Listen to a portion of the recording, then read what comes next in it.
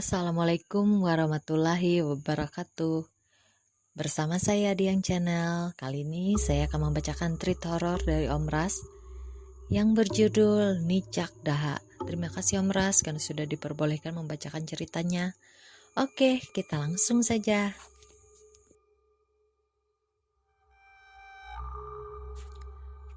Sedari kecil dia sudah dididik dengan keras oleh ayahnya.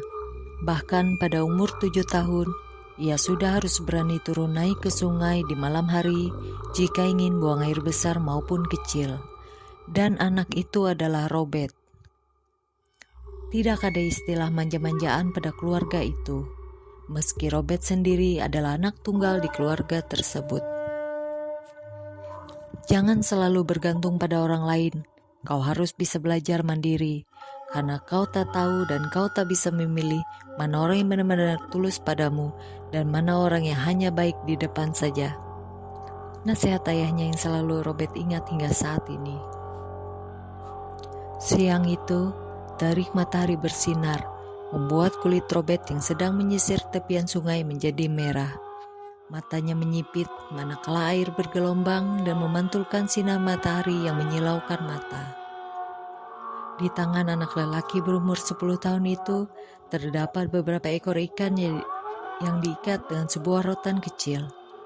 Langkahnya riang sambil sesekali bersiul menirukan suara burung-burung yang hinggap di reruntuhan pohon salam, atau yang dikenal dengan mando kalau di tempat kami. Mendadak langkahnya terhenti. Ia perlahan-lahan mundur ke belakang ketika matanya menatap sosok besar yang sedang berjemur di pinggir sungai. Buaya itu sepertinya tertidur, namun ketika merasakan ada mangsa di dekatnya, buaya itu langsung bergerak. Tak ada pilihan, Robert kecil langsung berlari ke hulu. Dengan cepat ia naik ke atas pohon guna mengamankan diri. Untuk sesaat, dia bisa bernapas lega karena buaya itu tak lagi mengejarnya. Namun desisan ular di ranting pohon teratas membuat Robert kecil terlonjak kaget. Asu, umpat Robert kecil langsung berusaha turun di pohon. Ikan-ikan yang bawa terombang-ambing terkena pepohonan dan semak yang ia terobos. Beberapa di antara ikan itu sudah ada yang jatuh karena badannya putus dan hanya menyisakan bagian kepalanya saja. Nafasnya ngos-ngosan begitu sampai di rumah. "Kenapa, Bet?" tanya sang ayah yang tengah mengukir kepala mandau di teras rumah. "Oko bajo main," yang artinya ada buaya ya, jawab Robert dengan napas yang masih terengeh-engeh. Hahaha. Lelaki itu tertawa. Dia menganggap kelakuan putranya itu adalah sebuah lelucon. Sudah, kau benar-benar membuatku tertawa. Sekarang cepat beri Bulo makan, perintah sang ayah. Oh iya, Bulo tuh artinya babi peliharaan. Robert bergegas berjalan ke bawah rumah untuk mengambil pakan babi yang sudah disiapkan. Guk. Seekor anjing terus menyalak pada Robert yang sedang berada di kandang babi. "Ada apa, Bojon?" tanya Robert kecil pada anjing berwarna kuning itu. Meski ia tahu anjing tersebut tidak mungkin akan menjawab pertanyaannya. Anjing itu terus menyalak pada Robert, meskipun saat itu Robert sudah berada di dekatnya. "Kau kenapa, Bojan? Kenapa terus menyalak?" Lagi-lagi Robert bertanya sembari mengelus-elus kepala anjing tersebut. Dan ketika Robert akan berjalan menuju ke sungai, anjing itu malah menggigit celana Robert dan menariknya. "Ikut saja, Bet. Siapa tahu ada yang mau ia perlihatkan padamu," ujar ayahnya dari jendela dapur. Mau tak mau akhirnya Robert mengikuti anjing kuning tersebut yang berlari menuju ke jalan setapak yang mengarah ke pemakaman Keharingan di desanya. Dan tak jauh dari area makam, terlihat sebuah karung penuh berisi baju-baju. "Kenapa karung di sini? Karung ini berada di sini.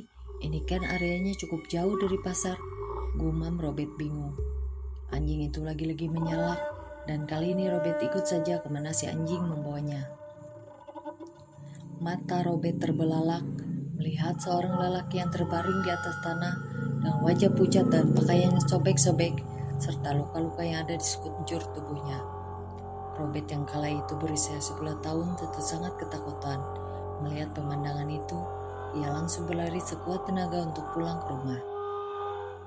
Sesampainya di rumah, Robert melaporkan hal itu pada ayahnya. Lalu kemudian ayahnya dan beberapa orang lainnya ikut langsung berangkat ke TKP. Namun rupanya mereka tidak menemukan apa-apa selain karung yang penuh berisi baju-baju baru itu. Robert sampai menangis-nangis, menjelaskan bahwa ia tidak berbohong pada ayah dan orang-orang itu.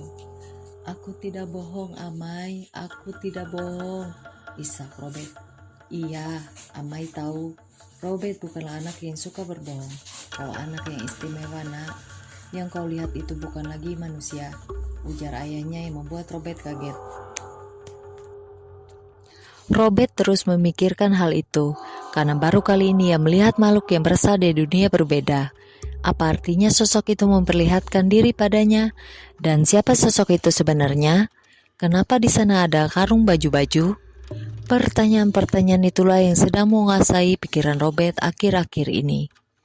"Tolong belikan gula dan teh di warung ya, Bet. Hari ini akan ada orang jauh yang datang kemari," ujar ayahnya Robert yang bernama Amuk tersebut dengan tenang dan sesekali menyesap rokok di tangannya. Robert tahu perasaan ayahnya tak pernah sedikit pun meleset, karena itulah ayahnya begitu sangat terkenal di desa. Banyak orang-orang berobat kepadanya, bukan hanya dari desa setempat, tapi kesaktiannya sudah dikenal sampai keluar daerah. Bersambung.